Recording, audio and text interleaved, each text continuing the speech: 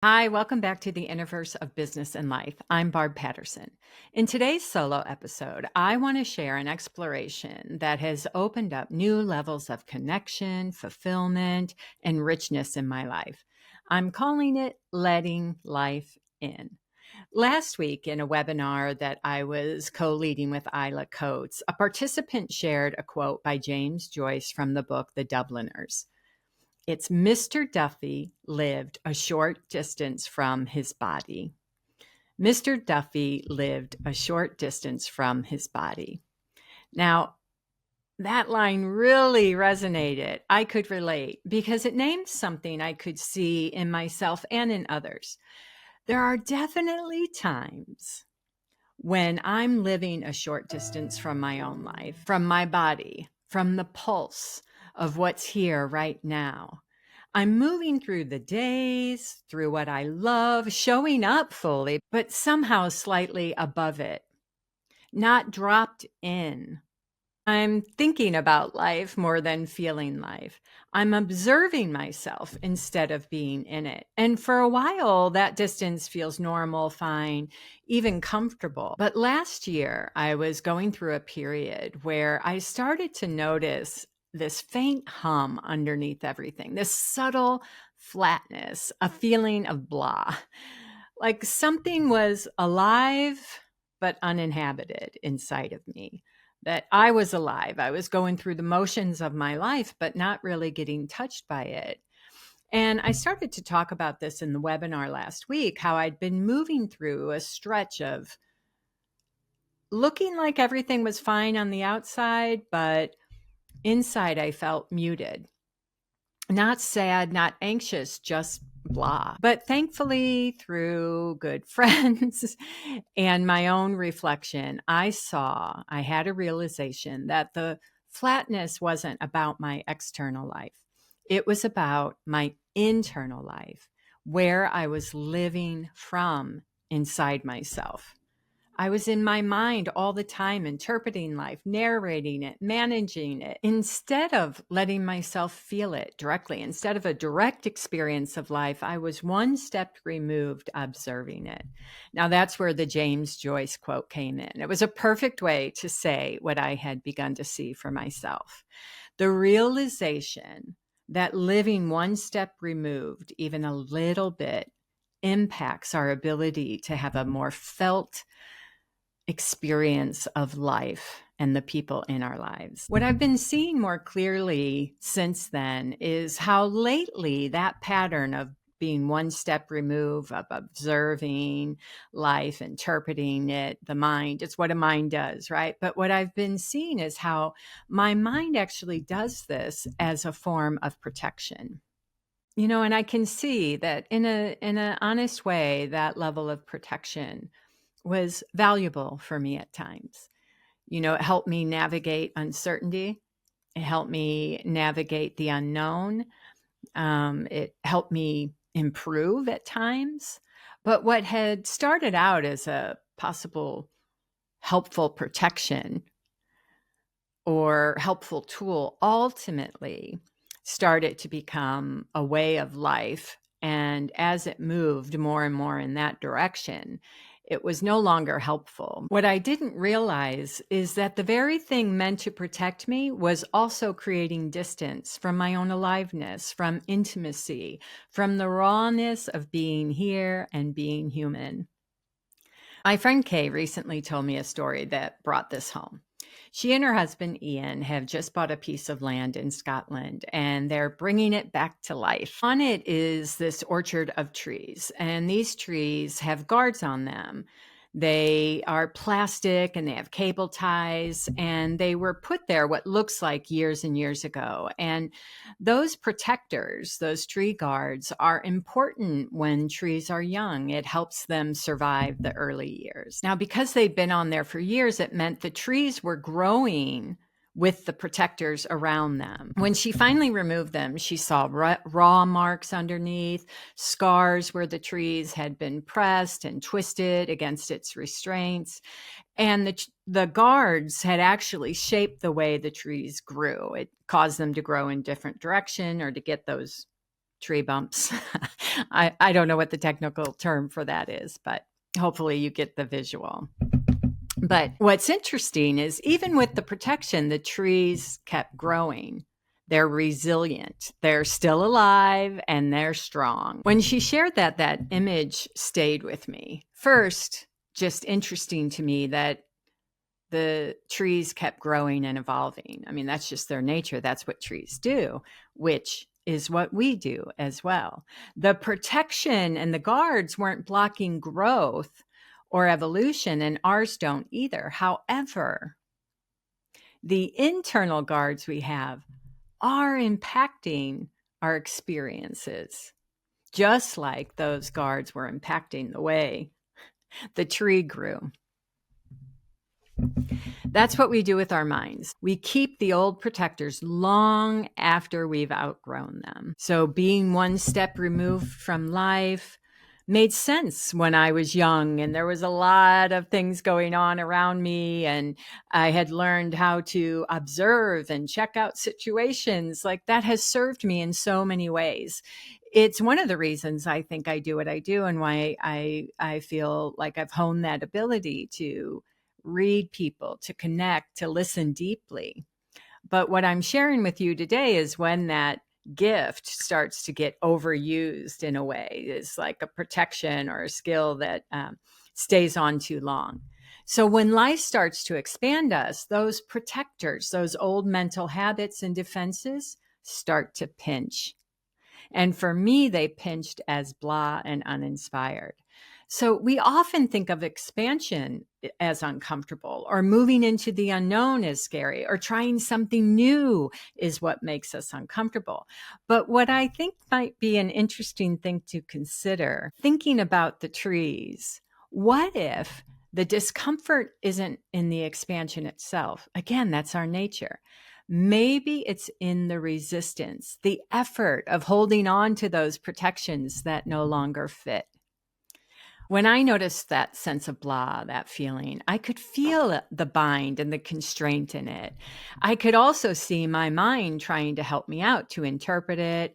I would feel that, and then I would go into trying to problem solve and fix it. And thankfully, what happened, again through the gift of good friends and some guidance and remembering, was, oh, what if rather than trying to interpret the blah and trying to understand it intellectually, I just allowed myself into the sensation of it, into the feeling of it. And what started to happen was, naturally then, I started to feel more movement. I started to feel more the aliveness. The blah was coming from one step removed, not from anything wrong on the outside. So that protection of one step removed, when it's no longer needed, actually feels constricting and binding. And for me, blah. It was constricting the very energy of life that I was meant to feel. So what might life be showing me? What would happen if I didn't have all these conditioned protectors, the ones that say, don't be too vulnerable, don't get it wrong, don't want too much? If I let those protectors go, what would life offer me? What might I be available to if I allowed myself to be more in my life versus one step removed, trying to understand it or fix it or interpret it or guarantee a certain outcome? What might be there if we all made ourselves more available to life, to expansion, and to the moment? You know, we crave fulfillment and connection, expansion and aliveness, yet we try to sort it out first, think it through, perhaps with the illusion, like me, that thinking about it will guarantee a certain outcome or a smoother ride. We want to move in the direction of a fuller life or work that has more meaning. But the mind tricks us into thinking that we need to be safe first. We need to know what to expect. We need to know what action we're going to take. We need to know the outcome, or, we need to feel confident or assured before we take action. And yet there's a price we pay by relying on the protectors when we really no longer need them.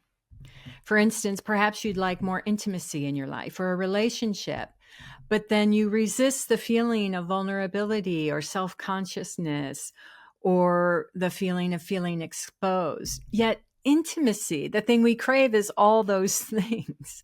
And there's something profoundly beautiful about being with another just as we are in any moment.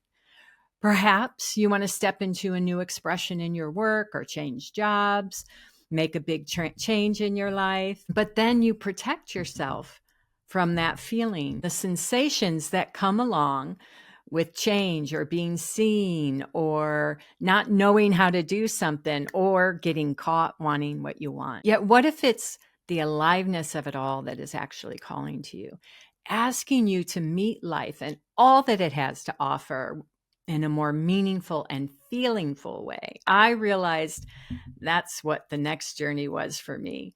That inner realization that I had gotten into a habit of one step removed offered me an opportunity with consciousness and intention to help myself by being more in life. What would I learn by having more of a direct felt experience of what life was offering, rather than trying to direct it all with my mind or interpret it all with my mind? What's available in the direction of aliveness? What's available in that full-bodied participation with life, even if it stirs me, even when it's uncomfortable? Now that I could feel, I could even now, in talking about it and sharing it with you, I can feel the yes inside of that. And then the mind will come in and say, yeah, but, right?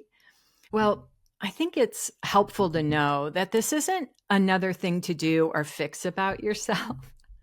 This is simply an exploration to see what's possible. What do I discover about life? What do I feel when I allow myself to be more available for the aliveness versus trying to orchestrate, control, or manage it all via my thinking? For me, in a way, it was a remembering. As soon as I saw it, thought fell away, and I naturally just dropped into a knowing. I naturally dropped into a more felt experience. And then what I started to be able to do in a more nuanced and helpful way was recognize when I was living from my mind, or when I'm living from my mind versus in my body, when I'm interpreting rather than just allowing the felt experience of the moment. Now, I love my mind. I love our intellect. I love all the ways we can dream into possibilities and all of that. But again, it was something I had overused or become more comfortable in that than in the aliveness of dropping in and letting life in, being touched by life. And I could feel in a deeper way the desire for more of that. So in those moments, I do what I can to just drop in, return to the body, to breathe, to allow, to feel sensation. Because what I am seeing more and more is that by letting life in, what happens naturally, and I don't try and hold off certain kinds of experiences, there is definitely more inspiration, more connection, more richness in that direction. So blah wasn't showing me something I had to change on the outside. It was showing me I had removed myself by living more in my mind, more in my thinking. So maybe the question isn't how do I live more fully, but how much life am I willing to let in, even when it stirs us, even when it's uncomfortable? Like that tree, we keep growing either way. That's the good news. But when the old protectors finally fall away, even for a moment, life can touch more of us, and we can touch more of life.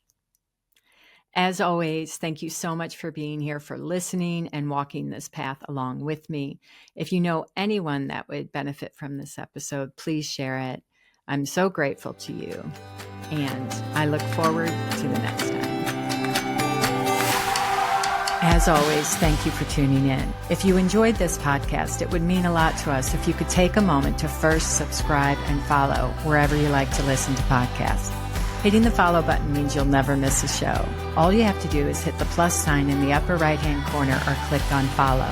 While you're there, if you like what you're hearing, we'd appreciate you taking a moment to give us a shout out and review. Most importantly, however, if you know anyone that would benefit from this episode, please pass it along. And finally, if you'd like to learn more about my work, Innerverse Academy, or upcoming events, you can check out my website at barbarapatterson.com. You'll find some great resources, classes, and videos, and a lot more. Thank you again for being here. See you next time.